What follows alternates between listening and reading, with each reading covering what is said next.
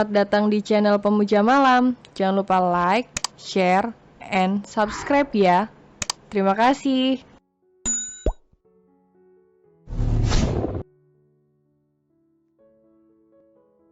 Episode 14, Tudingan Kejam Istri Tersakiti. Bibir Arsen gemetar menahan emosi yang nyaris pecah. Kepalanya tertunduk, dan jemari tangannya mengepal di balik selimut. Ada rasa bersalah, ada luka yang ia simpan sendiri. Aku memang bajingan, yang bersembunyi di balik kata, tanggung jawab. Banyak hal yang pengen aku jelasin, tapi aku takut. Takut kamu benci aku, takut kamu pergi. Takut kamu gak bisa nerima kenyataan kalau malam itu, lelaki itu adalah aku. Tatapannya kembali naik, menelusuri wajah tenang Naya. Aku tahu caraku salah karena sembunyi, salah karena pura-pura gak tahu. Salah karena terlalu pengecut untuk jujur. Tapi sekali lagi, aku takut, Nyai. Takut kebencianmu bakal jadi jarak yang memisahkan aku darimu selamanya. Ia mengusap wajahnya perlahan, seperti mencoba menenangkan gejolak dalam dadanya. Nyai, kalau kamu mau membangun tembok di antara kita, aku gak akan nyalahin kamu.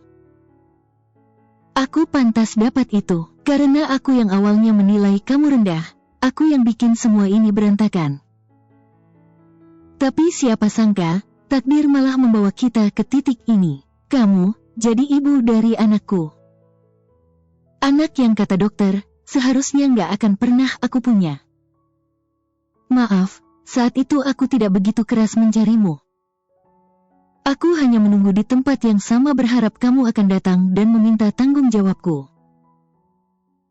Tapi nyatanya kamu tidak pernah datang lagi di tempat itu. Imbuhnya. Arsen menatapnya lebih lama, suaranya semakin pelan, hampir putus asa. Nyai, kalau hidup ini kasih satu kesempatan lagi, apa kamu bersedia kasih itu buat aku? Apa kamu bisa nerima laki-laki kayak aku, yang 10 tahun lebih tua, yang terlalu pengecut untuk bilang hal yang paling penting dari awal? Matanya berkaca-kaca. Ia menarik napas berat sekali lagi, lalu berbisik penuh harap dan luka. Apa aku boleh egois? Kali ini saja karena Tuhan sudah menyatukan kita dalam ikatan pernikahan. Biarkan aku menjagamu. Arsen menarik napas panjang, seolah ingin menenangkan gejolak dalam dadanya sendiri. Tatapannya masih bertahan di wajah Naya beberapa detik sebelum akhirnya ia beringsut perlahan. Hati-hati agar tak membangunkannya. Ia duduk di tepi ranjang sebentar, menggenggam jemarinya sendiri yang mulai dingin. Lalu ia berbisik, pelan, nyaris seperti angin. Maaf, dan terima kasih sudah membiarkan aku tetap di sini, menjagamu dan anak kita. Dengan langkah perlahan, Arsen bangkit. Ia mengambil ponselnya di atas nakas dan berjalan pelan ke arah pintu.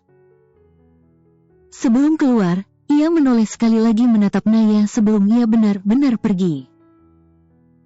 Ada getar di mata Arsen, tapi ia menahan semuanya. Lalu ia pergi, menutup pintu dengan sangat pelan, nyaris tanpa suara. Sementara itu di balik kelopak matanya yang terpejam, Naya menggigit bibirnya pelan. Tangis yang sejak tadi ia tahan, kini tak bisa dibendung lagi. Setetes air mata jatuh, mengalir perlahan ke pelipisnya. Ia mendengarnya, semuanya. Setiap kata yang diucapkan Arsen, setiap pengakuan yang selama ini tak pernah ia bayangkan akan keluar dari mulut pria itu. Dadanya terasa sesak, antara percaya dan tidak percaya. Jadi benar. Jadi selama ini, orang itu adalah paman Arsen? Jantungnya berdegup keras, terlalu kacau untuk ditenangkan. Tapi tubuhnya tetap diam.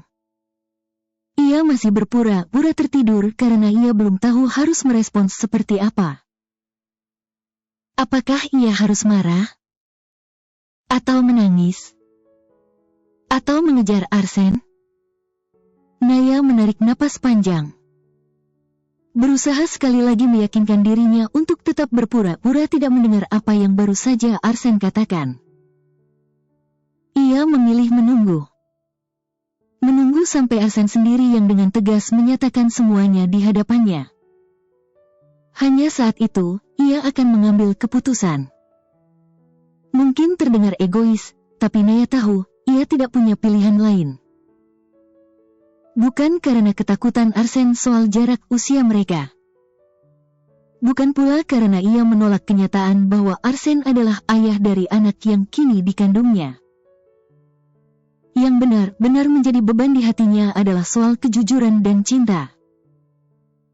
Naya tidak mau membangun rumah tangga hanya karena rasa tanggung jawab. Ia tidak ingin hidup selamanya dalam bayang-bayang rasa kasihan atau keterpaksaan.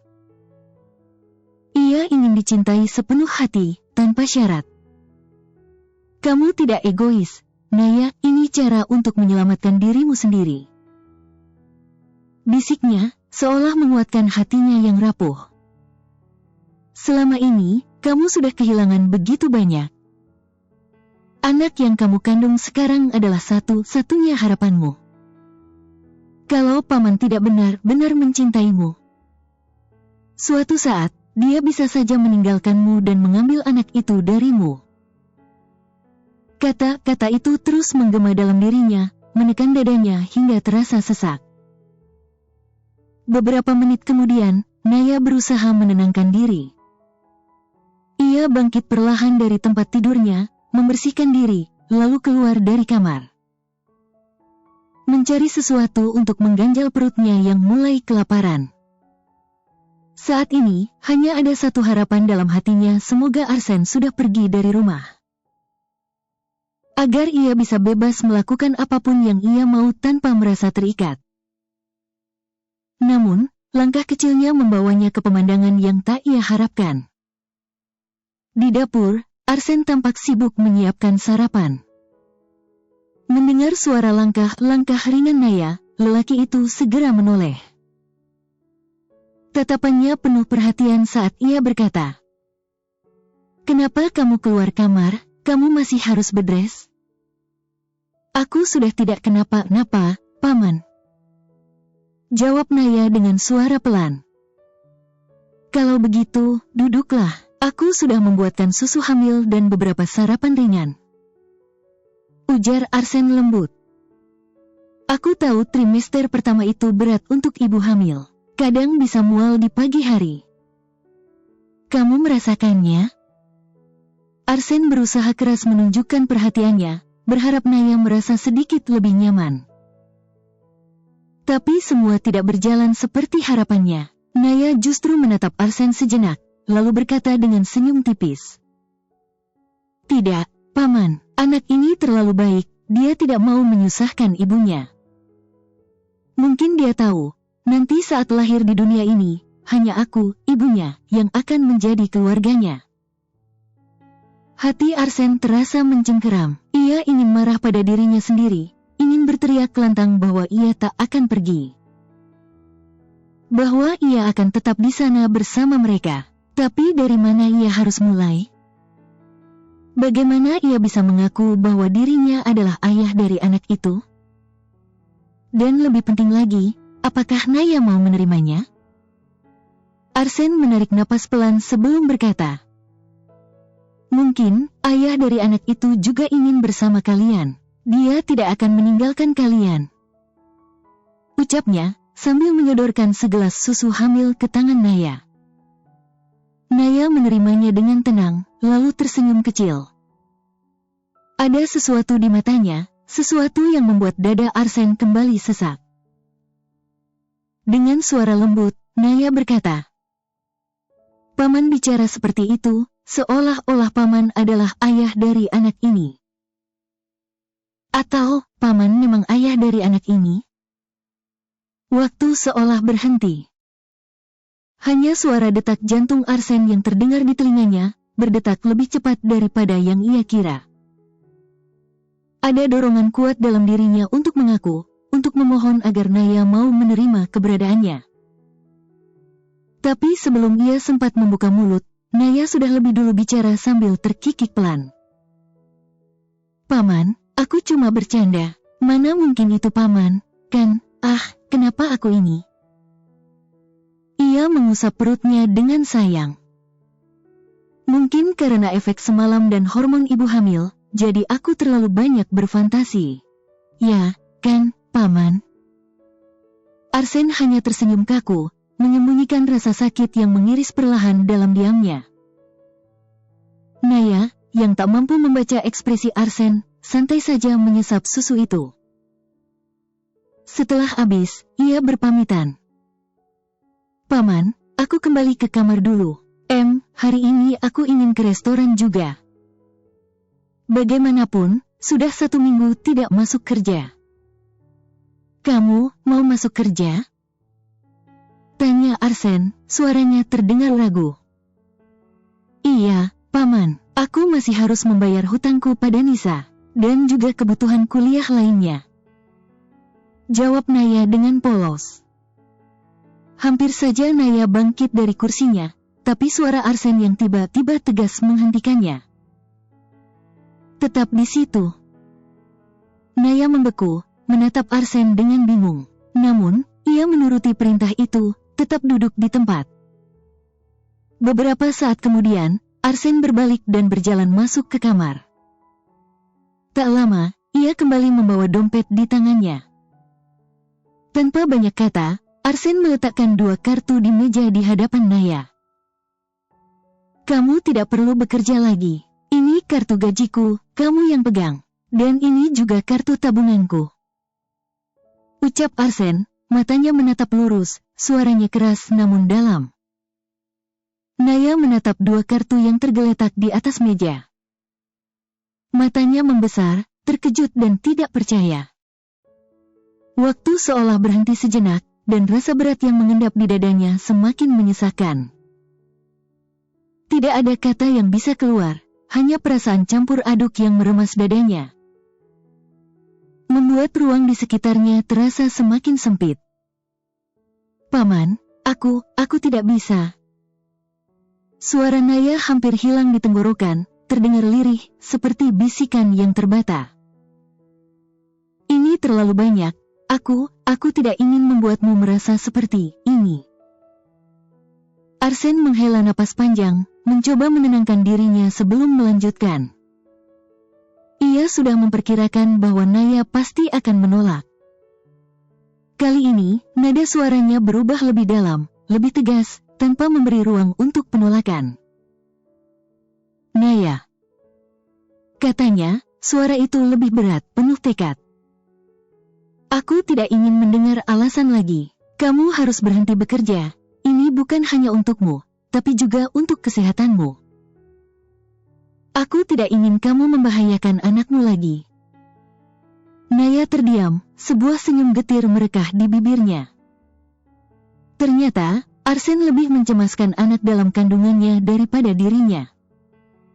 Rasa sakit itu seperti terbakar di dadanya, membuatnya terhenyak. Ia menggelengkan kepala dengan cepat, seolah menepis perasaan yang tiba-tiba mengguncang hatinya. Tubuhnya mulai merasa cemas, jantungnya berdegup lebih cepat, dan kata-kata yang ingin ia katakan terasa tercekik di tenggorokan. Tidak, Paman, aku. Suaranya hampir tak terdengar, tertahan oleh amarah yang tiba-tiba muncul. Aku tidak bisa hanya menerima ini, aku tidak ingin merasa. Kata-katanya tercekat, namun rasa kesal itu semakin menggerogoti dadanya.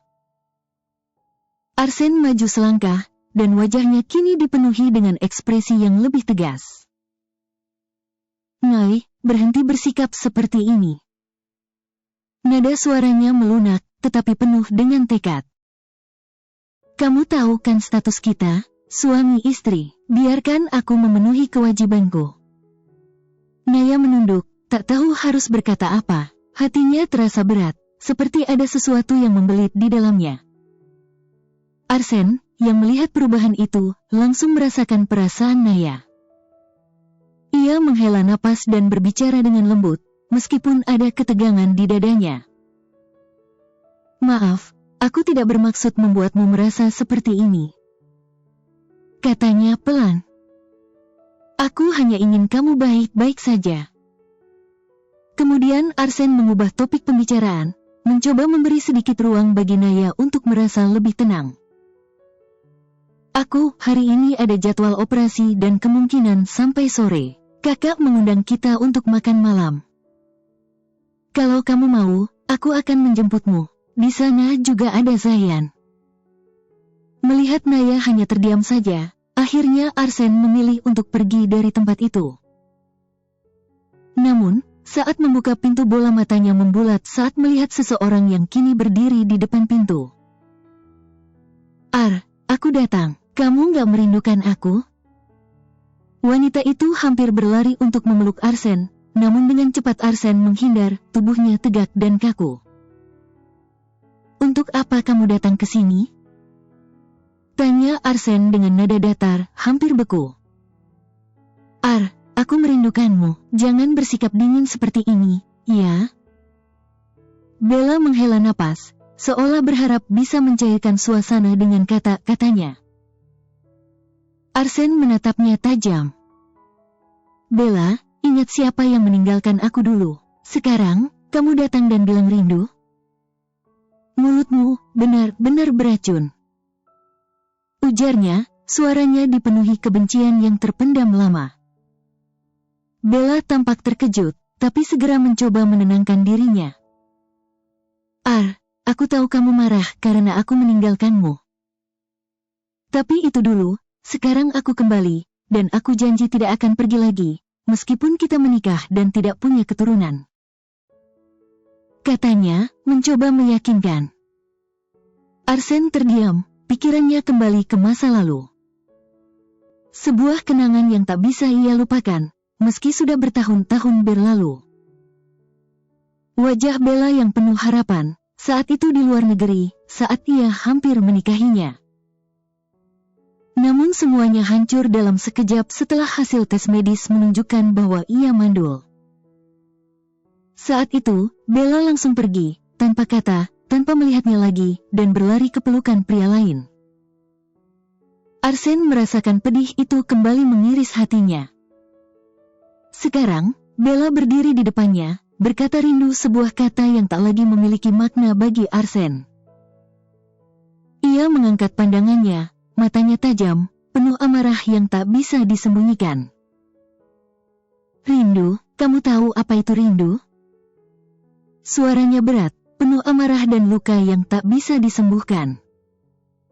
Kamu pergi begitu saja, dan sekarang kembali dengan kata-kata manismu. Tidak ada yang berubah, Bella. Aku tahu aku salah. Tolong, berikan aku kesempatan lagi. Ucap Bella dengan suara bergetar, berusaha meraih tangan Arsen, namun pria itu tetap diam, dingin seperti batu. Sementara itu, di ruang makan, Naya mendengar seluruh percakapan mereka. Dadanya bergemuruh keras, seolah-olah hatinya diremas. Pantas saja, kamu tidak mau mengakui secara langsung jika kamu ayah dari anak ini, karena kamu masih terikat dengan masa lalu. Gumam Naya kesal. Dasar bajingan. Kamu terlalu memandang tinggi dirimu, Nay. Kamu menunggu dia berkata jujur dan cinta. Nyatanya apa yang dia ucapkan hanya omong kosong. Imbuhnya. Tanpa banyak berpikir, Naya mengambil kartu yang tadi Arsen tinggalkan di meja. Bersama barang-barangnya yang akan dibawa ke restoran. Dengan langkah cepat, ia menghampiri Arsen yang masih berdiri di hadapan Bella. Paman, ini kartumu tertinggal. Aku pergi dulu. Ucap Naya dengan nada dingin yang menusuk. Arsen terhenyak, suara Naya begitu asing, begitu jauh. Saat ia sadar, Naya sudah berjalan menjauh menuju pintu depan. Nay, tunggu. Serunya panik, ia mengejar. Kamu mau kemana? Kamu belum boleh beraktivitas berat, Naya. Naya berhenti sejenak, lalu menoleh, matanya berkaca-kaca namun penuh tekad. Aku sudah membaik, Paman. Katanya datar. Dan jangan lupa, kamu hanya pengganti. Jadi, tolong jangan ikut campur urusanku. Lebih baik selesaikan urusanmu sendiri. Ucapan itu menghantam Arsen seperti tamparan keras. Darahnya berdesir, matanya membulat marah. Tanpa memperdulikan sekeliling, ia segera menghampiri Naya, mengangkat tubuh mungil itu ke dalam pelukannya. Paman, apa yang paman lakukan? Lepaskan aku. Teriak Naya, meronta. Tapi Arsen tetap diam, rahangnya mengeras. Dengan satu tangan, ia membuka pintu mobil dan tanpa kesulitan memasukkan Naya ke dalam. Diam. Desisnya, sambil menepuk pantat Naya sebagai peringatan keras. Kalau kamu masih berani melawan, aku bisa melakukan lebih dari ini. Mau coba? Naya membeku, wajahnya merah padam antara malu dan marah, tapi ia tak berani bersuara lagi. Sementara itu, Bella yang melihat semua itu hanya bisa mengejar di belakang mereka. Arsen, kamu mau kemana? Dengarkan aku. Teriaknya, penuh putus asa, tapi Arsen bahkan tidak menoleh sedikit pun. Dalam hitungan detik, mobil Arsen melaju meninggalkan halaman, meninggalkan Bella berdiri sendiri di tengah panas yang membakar. Bella mengepalkan kedua tangannya, napasnya memburu karena amarah dan rasa malu yang membakar. Dengan geram, ia mengeluarkan ponselnya dan menelepon seseorang. Dia sudah menyukai wanita itu. Dia tidak peduli lagi padaku. Katanya, suaranya bergetar menahan emosi. Dasar bodoh, aku sudah bilang, hancurkan hubungan mereka, Bella. Suara seorang pria terdengar keras dari seberang. Bella mengepalkan rahangnya. Pekerjaan ini lebih sulit dari yang kamu bayangkan. Tapi aku bisa melakukannya, asal transfer dulu uang yang kamu janjikan. Dasar murahan. Cibir pria itu kasar. Bella mematikan sambungan sebelum mendengar lebih banyak hinaan. Ia mendengus sinis, berbicara pada dirinya sendiri. Murahan, dia lupa siapa yang tidur dengan wanita murahan ini untuk pertama kalinya. Beberapa detik kemudian, suara notifikasi masuk terdengar. Sebuah transfer uang masuk ke rekeningnya. Di sisi lain, mobil yang dikendarai Arsen kini sudah terparkir di area rumah sakit. Keduanya masih diam, membiarkan keheningan yang canggung memenuhi ruang sempit di antara mereka. Sepanjang perjalanan tadi, tak ada satupun kata yang terucap. Naya, yang sejak tadi menahan amarah, akhirnya sadar di mana mereka berada. Ia memandang sekeliling, lalu menatap Arsen dengan bingung dan kesal. Bersambung.